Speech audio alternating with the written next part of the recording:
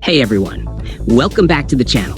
Today, we're diving deep into the ongoing Ukraine conflict, exploring US President Donald Trump's comments on European leaders like UK Prime Minister Sir Keir Starmer and French President Emmanuel Macron, as well as his controversial take on Ukraine's President Volodymyr Zelensky. You're going to want to stick around for this one, because we'll not only unpack Trump's latest statements, but also discuss what's really going on behind the scenes of this complicated geopolitical puzzle. Let's get into it. Recently, in an interview with Fox News, Donald Trump made waves with some harsh words aimed at both President Emmanuel Macron and UK Prime Minister Sir Keir Starmer. According to Trump, the two European leaders haven't done anything to end the war in Ukraine, despite their significant roles in providing military aid and diplomatic support to Kyiv. This is a bold claim, especially given that Macron and Starmer have been central figures in rallying European support for Ukraine. Macron, for example, has been actively working to unite EU leaders in backing Ukraine, and Starmer has pushed for a 100-year commitment to the country's future. But why would Trump say such a thing? Some analysts believe it could be a political move aimed at distancing himself from the current administration's policies and staking a claim as the peace broker who could bring about change. Trump didn't stop at criticizing Macron and Starmer. He also took aim at Ukrainian President Volodymyr Zelensky, calling him ineffective in peace talks, claiming that he has no cards in negotiations and is not very important in meetings. Now, that's a strong condemnation of someone who's been hailed globally for his leadership during this crisis.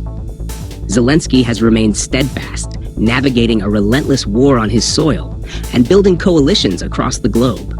But Trump argues that Zelensky's lack of leverage in talks with Russia is a major barrier to peace. It's important to consider, Trump has a long history of questioning foreign involvement in conflicts, often focusing on America First policies. He has also frequently suggested that Russia could have been talked out of invading Ukraine, implying that the West, under Zelensky's leadership, failed to prevent the invasion diplomatically. But is Trump's view oversimplified? Or is there some truth to his perspective? Let's step back and look at the bigger picture. The comments made by Trump have sparked a lot of debate both in the US and abroad. The US, along with other Western allies like the UK and France, has imposed over 20,000 sanctions on Russia, aiming to cripple its economy and pressure Putin to end the war. Meanwhile, Ukraine has been receiving significant military and financial aid to resist Russian aggression. However, Trump's stance on Russia, which seems at times to echo Kremlin narratives, raises serious questions. Some of his recent statements even sound more like they come from Moscow than Washington, a viewpoint that has caught the attention of analysts and foreign policy experts. Could Trump be misreading the situation, or does he have a more realistic understanding of the international power dynamics? The absence of Ukraine at recent peace talks in Saudi Arabia has also been a point of contention.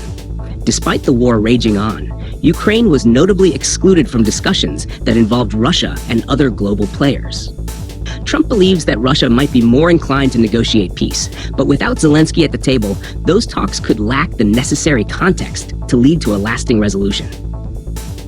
In recent days, we've seen some signs that Ukraine and the US are nearing a new agreement, particularly regarding Ukraine's rare earth mineral deposits.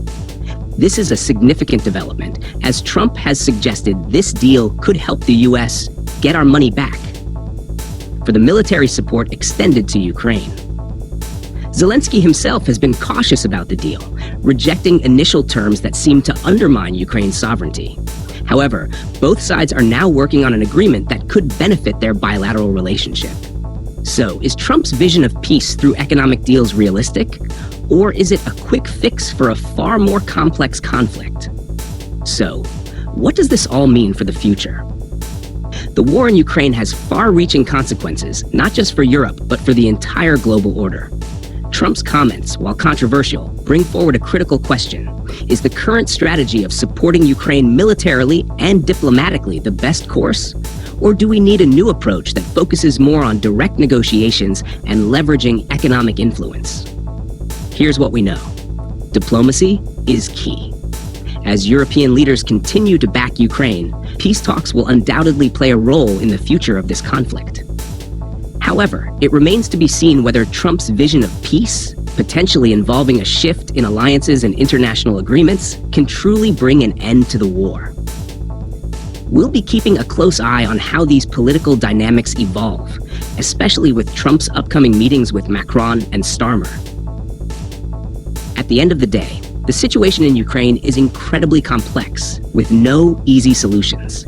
Trump's critique of European leaders and his assessment of Zelensky's role in peace negotiations raises important questions about the future of global diplomacy and the end of the war. What do you think? Is Trump right about the need for a new approach to Ukraine, or do the efforts of global leaders need to continue? Let me know your thoughts in the comments below.